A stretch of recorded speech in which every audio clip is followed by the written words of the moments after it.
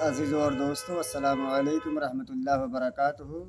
حضرات، دینی تعلیم کے متعلق میں آپ حضرات کی خدمت میں لے کر حاضر ہوا ہوں، جس کا ٹائٹل ہے اللہ کی رضا کے لیے اس کی مکمل اطاعت کیجیے۔ اللہ کی رضا کے لیے اس کی مکمل اطاعت کیجیے۔ تو یہ شروع کرتے ہیں۔ بسم اللہ الرحمن الرحیم۔ حضرات، اللہ خالق ہے اور ہم سب اس کی مخلوق ہیں۔ اللہ خالق ہے اور ہم سب اس کی مخلوق ہیں، اور اللہ مالک ہے اور ہم اس کے مملوک ہیں۔ اللہ پروردگار ہے اور ہم سب اس کی رعیت ہیں۔ اللہ ہمارا معبود ہے اور ہم سب اس کے بندے اور غلام ہیں۔ یہ ہیں وہ رشتے جو ہمارے اور ہمارے اللہ کے درمیان ہیں۔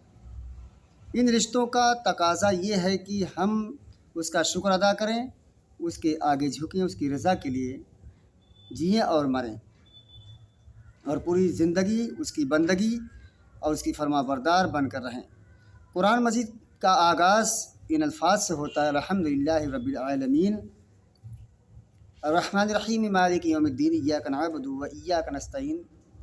سورہ فاتحہ میں اللہ تعالیٰ نے خود فرمایا ہے، شکر و ثنا اللہ کے لیے ہے جو اہل علم، اہل عالم کا مالک ہے، اہل عالم کا رب ہے، رحمان رحیم ہے، روز جزا کا مالک ہے۔ اے اللہ، ہم تیری بندگی کرتے ہیں اور تجھی سے مدد چاہتے ہیں۔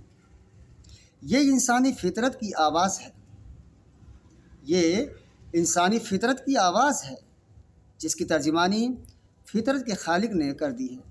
ہم نماز کی حرکات میں اس آواز کو سنتے ہیں، اس پر لبیک کہتے ہیں، اللہ کا شکر بجا لاتے ہیں، اس کی بندگی و فرما برداری کا عہد کرتے ہیں اور اس کی عہد تکمیل کے لیے اسے مدد چاہتے ہیں۔ سورہ بقرہ میں اس کی حقیقت کو ان الفاظ میں بیان کیا گیا ہے: وَمِنَ النَّاسِ مَن يَشْرِي نَفْسَهُ ابْتِغَاءَ مَرْضَاتِ اللَّهِ وَاللَّهُ رَءُوفٌ بِالْعِبَادِ يَا أَيُّهَا الَّذِينَ آمَنُوا ادْخُلُوا فِي السِّلْمِ كَافَّةً وَاتَّبِعُوا خُطُوَاتِ الشَّيْطَانِ إِنَّهُ لَكُمْ عَدُوٌّ مُّبِينٌ۔ سورہ بقرہ کی آیت نمبر 207 اور 208 میں اللہ تعالیٰ نے فرمایا ہے، اور کچھ لوگ یعنی اہل ایمان ایسے ہیں کہ اللہ کی رضا جوئی کے لیے اپنے آپ کو خدا کے ہاتھ فروخت کر دیتے ہیں، یعنی بیچ دیتے ہیں، اور اللہ ایسے بندوں پر بہت مہربان ہوتا ہے۔ اے ایمان لانے والوں، اطاعت و سپردگی میں داخل ہو جاؤ اور شیطان کے نقش قدم کی پیروی نہ کرو، یقیناً وہ تمہارا کھلا ہوا دشمن ہے۔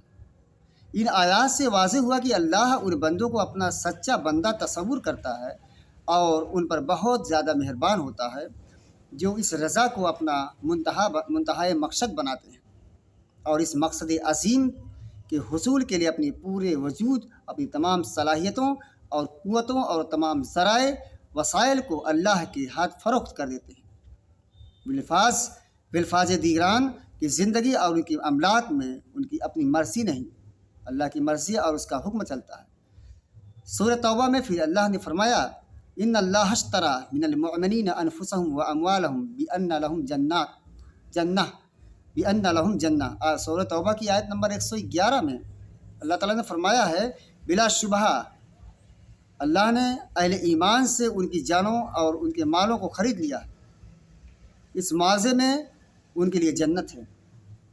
اللہ کی رضا اور جنت ایک ہی حقیقت کے دو نام ہیں۔ جنت اس مقام، اس عالم اور اس حالت کو کہتے ہیں جہاں اور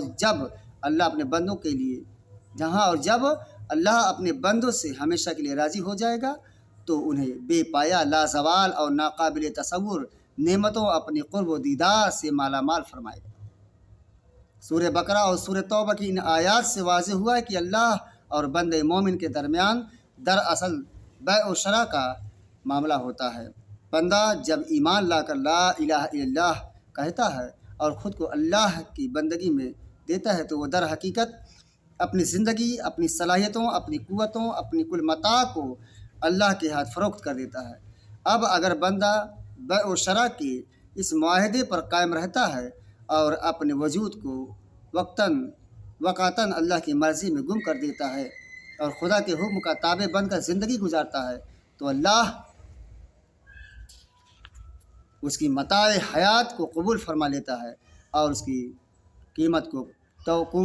قیمت کے طور پر اسے جنت کے بے پایا اور لازوال نعمت عطا فرماتا ہے اور اپنے بندے سے ہمیشہ کے لیے راضی ہو جاتا ہے۔